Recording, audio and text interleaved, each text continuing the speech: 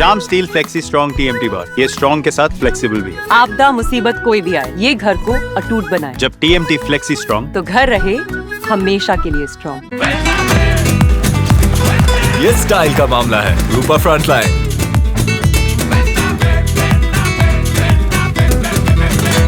अपने बीच भारतीय जनता पार्टी के वरिष्ठ नेता,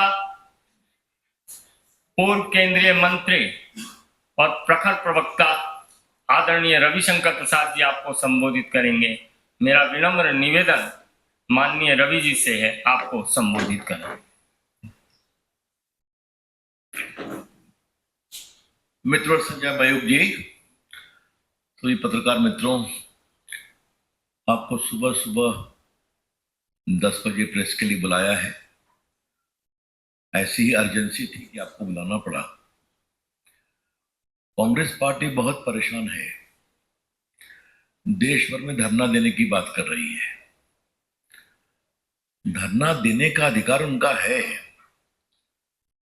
लेकिन जमीन और फंड लूटने का अधिकार नहीं है उनका।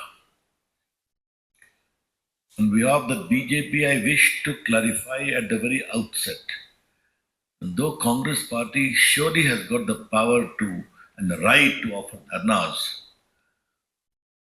but it does not extend to misappropriating public property given by the government to National Herald.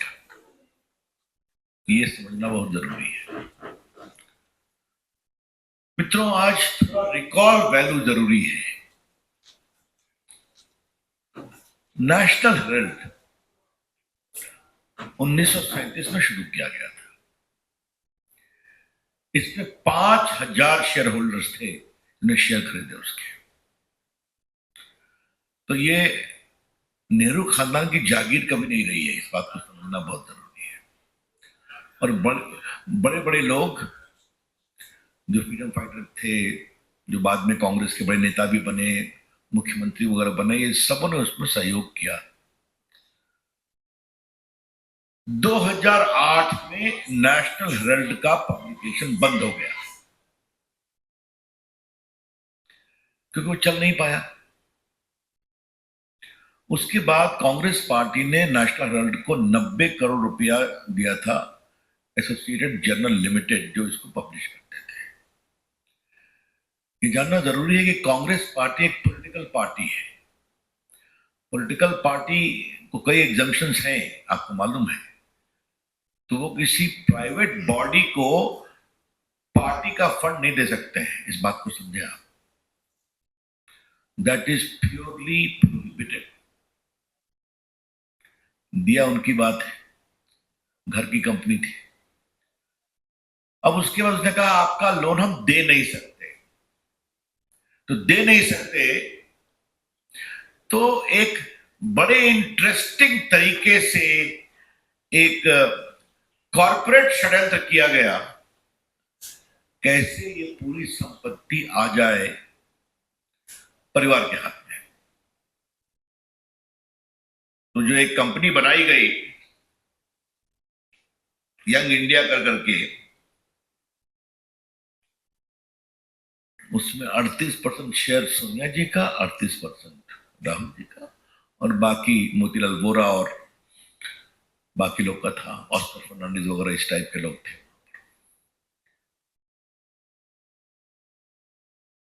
ये इक्विटी शेयर 9 करोड़ के पूरे शेयर इस यंग इंडिया कंपनी को ट्रांसफर कर दिए गए।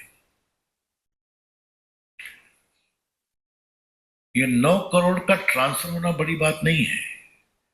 इस 9 करोड़ शेयर के ट्रांसफर होने के बाद यंग इंडिया कंपनी, जिसके 76% शेयर होल्डर्स सोनिया जी और राहुल जी थे, उसके हाथ में एसोसिएटेड जर्नल की पूरी संपत्ति आ गई। और ये संपत्ति क्या क्या है? दिल्ली में बहादुर शाह जफर पर एक प्रॉपर्टी, मुंबई में प्रॉपर्टी, लखनऊ में प्रॉपर्टी, भोपाल में प्रॉपर्टी, पटना में प्रॉपर्टी, जो हजारों करोड़ की है। ये कहा गया कि यंग इंडिया लिमिटेड वो नॉन प्रॉफिट ऑर्गेनाइजेशन था चैरिटेबल पर्पस के लिए। आज तक उन्होंने क्या चैरिटेबल पर्पस किया है कुछ पता नहीं है। इसके बाद एक प्राइवेट कंप्लेंट होता है, बाकी कार्रवाई होती है, फिर ईडी मामले का इन्वेस्टिगेशन करती है। यहां पर 3-4 चीजों को पार्टी के मंच से फैक्चुअली रिकॉल करना जरूरी है। ईडी ने कांग्रेस के वर्तमान अध्यक्ष मोतीलाल खरगे को भी इंट्रोगेट किया था, क्योंकि